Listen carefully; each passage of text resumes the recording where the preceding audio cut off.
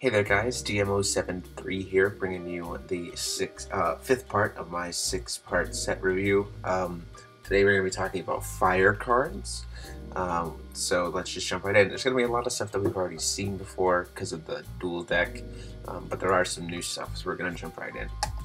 So first off, we have Alice's Little Assault Force, the Red Soldier.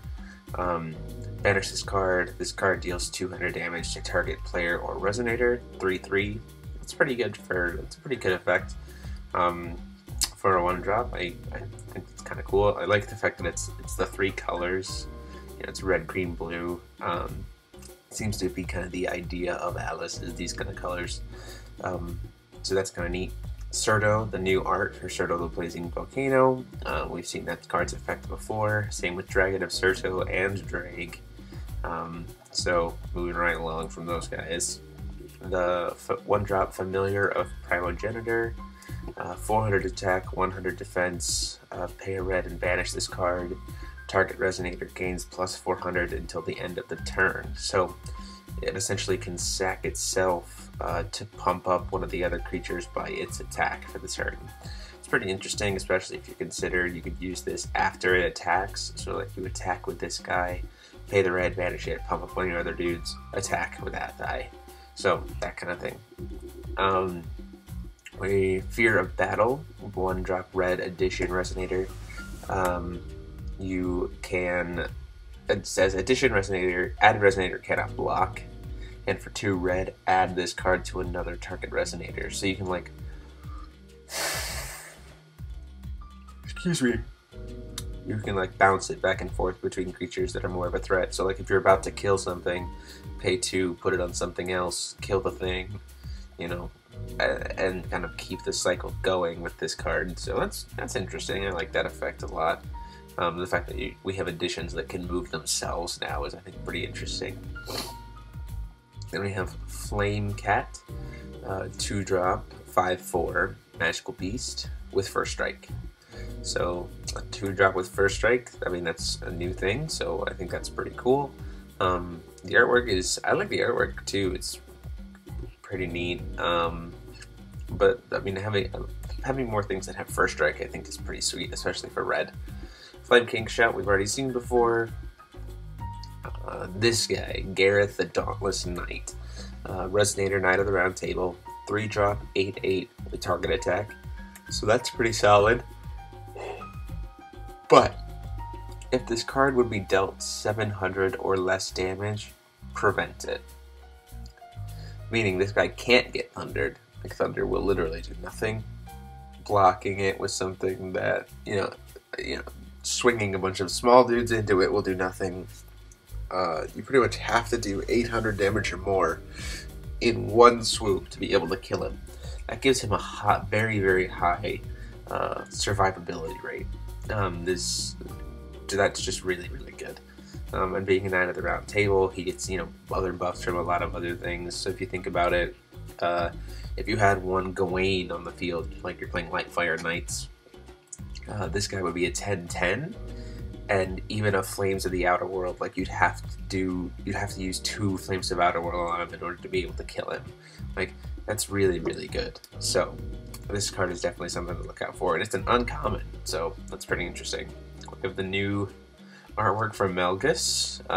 It's pretty interesting. I kind of like the other art better, but switching it up, I guess. Then we have Ouroboros, the Snake of Reincarnation. 12 Apostles Snake. When this card enters 5-drop, when this card enters your field, remove all cards in your main deck from the game, shuffle all Magic Stones from your graveyard into your Magic Stone deck, and shuffle all other cards from your graveyard into your main deck. When this card is put into a graveyard from your field, put it on the bottom of its owner's main deck. And it's a 2000/2000. So he essentially says, I'm going to shorten the game by a significantly larger amount in terms of what I have like cards for, and then put out this giant bot on the field. You don't want to play it too early, because if you have no cards in your graveyard, you just lose. But if you've already kind of flooded your graveyard a little bit or used a bunch of stuff, it can be really good. Honestly though, I think the best deck that's going to be able to utilize him is Lumia.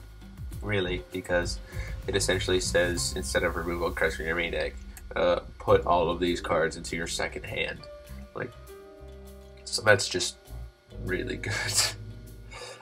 You know, essentially it just floods your RFG zone for Lumia to be able to utilize once per turn, but still very, very powerful. So yeah, that's pretty interesting. Then we have the 5-drop spell chant, Phantom of Primogenitor. You can put a resonator from your hand into your field. So combo players rejoice. It's a way to just quickly bring out stuff. Like you can bring out like Yamada no Orochi from your hand, stuff like that. It's pretty high cost, but I think it's going to cause Akashic Records of Eternal Flame to kind of come back and be good, to make use of this guy a little bit faster. Also, this Primogenitor dude, that's kind of a recurring theme. I wonder what's going on there. Then we have the 2-drop Shadow Flame.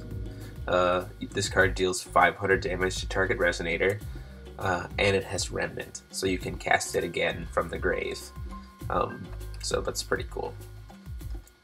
Then we have Snow White, the Valkyrie of Passion, Resonator Fairy Tale, 3-drop, 5/7, Swiftness and First Strike. So that's pretty cool. Whenever this card attacks, you put a Passion counter on it, and when it attacks, it may deal 300 damage to target Resonator for each Passion counter on it. If it does, remove all your Passion counters. So she can, with that First Strike, she can burn the thing that she's going to attack for the damage of her Passion counter, kill it with her own attack, and be completely safe because she's doing the damage first.